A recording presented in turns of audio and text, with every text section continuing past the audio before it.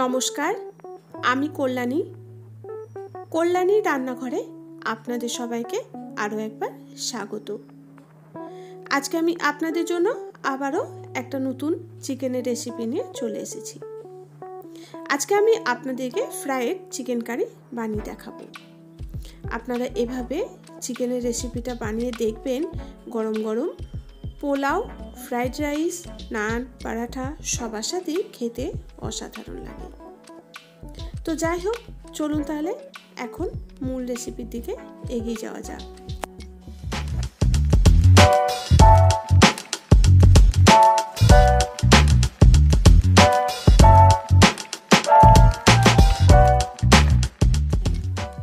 প্রথমেই দেখুন, এখানে প্রায় 600 গ্রাম মতো মুরগির মাংস নিয়ে নিয়েছি।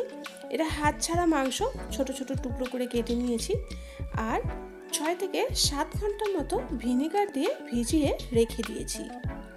এবার আমি এর মধ্যে দিয়ে দিচ্ছি 1 টেবিল চামচ আদা রসুন বাটা, দিয়ে দিচ্ছি 1 চামচ গোলমরিচের গুঁড়ো, হাফ চামচ লঙ্কার গুঁড়ো, স্বাদ অনুযায়ী লবণ, 3 চামচ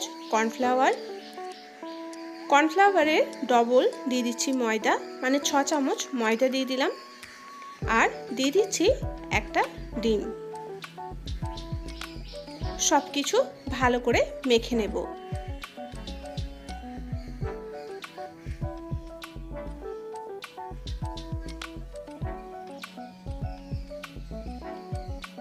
সব কিছু ভালো করে মাখা হয়ে গেছে।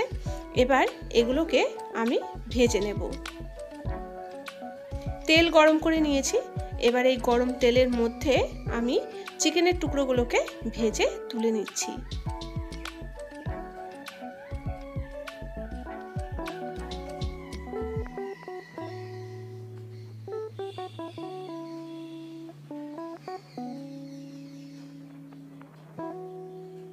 এক পিঠ হয়ে গেছে, আমি উল্টে অপর পিঠটাও একই রকম ভাবে ভেজে নিচ্ছি।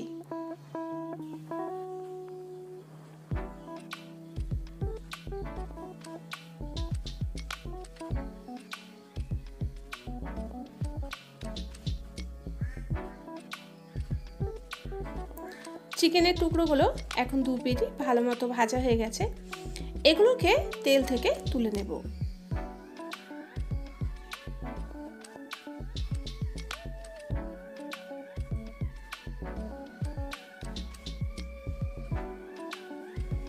আরও বেশ কিছু চিকেনের টুকরো রয়ে গেছে, সেগুলোকেও আমি একই রকমভাবে ভেজে নেব।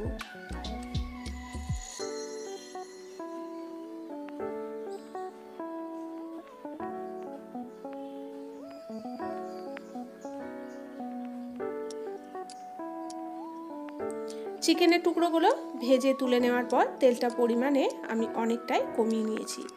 এবার আমি এর মধ্যে 2 এলাচ, 4টে লবঙ্গ, 1 টুকরো দারচিনি, গোটা কয়েক গোলমরিচ, হাফ চামচ গোটা জিরে আর একটা তেজপাতা ফোড়ন দিয়ে দিলাম। ফোড়নটাকে আমি ভেজে নেব। এবার এর মধ্যে দিয়ে দেব 2 বড় সাইজের পেঁয়াজ বাটা,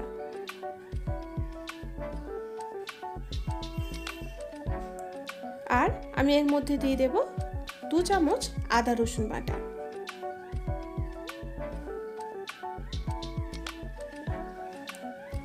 ভালো করে পেঁয়াজ আর রসুনটাকে ভেজে নেব।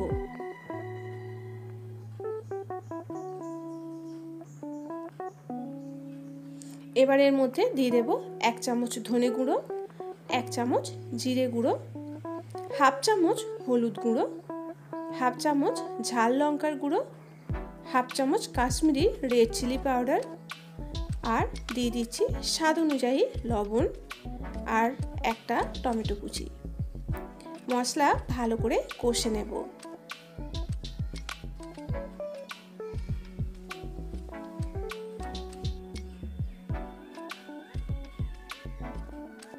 মশলা কষা হয়ে গেছে।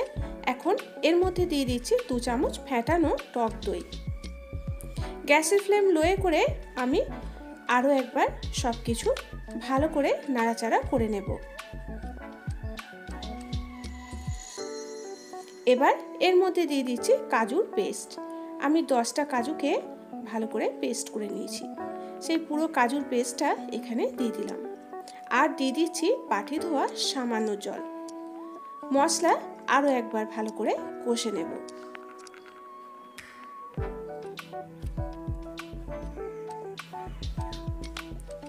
মশলা এখন ভালো করে কষা হয়ে গেছে।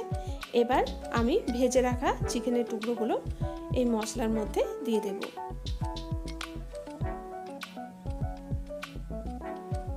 আর দিয়ে দেব গরম জল। যতটা গ্রেভি রাখতে চান সেই অনুযায়ী এর মধ্যে জল দিয়ে দিতে হবে। তবে এই রেসিপিটা খুব একটা ঝোলঝোল ভালো লাগে না, মোটামুটি একটু গ্রেভি হলেই এটা খেতে বেশি ভালো লাগে। সব কিছু ভালো করে মিশিয়ে নেব। তারপর একটা ঢাকা দিয়ে মিডিয়াম ফ্লেমে 5 মিনিট মতো রান্না করে নেব। বেশিক্ষণ রান্না করতে লাগবে না, কারণ যেহেতু আগে থেকেই এই চিকেনটা ম্যারিনেশন করা ছিল ভিনিগার দিয়ে, তারপর ফ্রাই করে নিয়েছি, তো বেশিক্ষণ আর এটা রান্না হতে লাগবে না।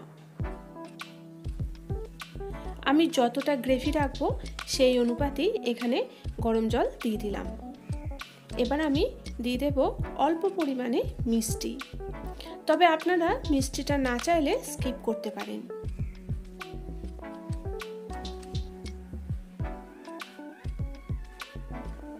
এবার ঢাকা দিয়ে দেব, আর ঢাকা দিয়ে 5 মিনিট মতো রান্না করে নেব।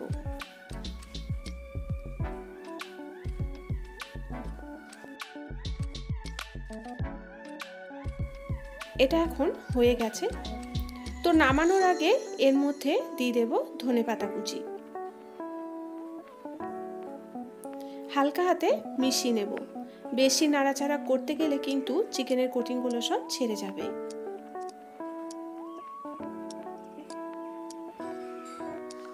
তো এখন আমাদের ফ্রাই চিকেন কারি একদম রেডি। এটাকে নামিয়ে নিয়ে আমি সার্ভ করে দিচ্ছি। ফ্রাই চিকেন কারি আমি নামিয়ে সার্ভ করে দিচ্ছি। কেমন হয়েছে সেটা তো আপনারা দেখেই বুঝতে পারছেন। আপনারাও বাড়িতে এভাবেই ফ্রাই চিকেন কারি বানিয়ে পরিবারের সকলের সাথে পোলাও, ফ্রাইড রাইস, নান, পরাঠা সকলের সাথে খেয়ে দেখুন। আর কেমন হয়েছিল সেটা আপনারা আমাকে কমেন্ট বক্সে কমেন্ট করে জানান। আর একটা লাইক বা শেয়ার করতে ভুলবেন না। এবং নিত্য নতুন রেসিপি সহজ পদ্ধতিতে পেতে আমার চ্যানেলটা সাবস্ক্রাইব করে আমার পাশে থাকুন। নমস্কার।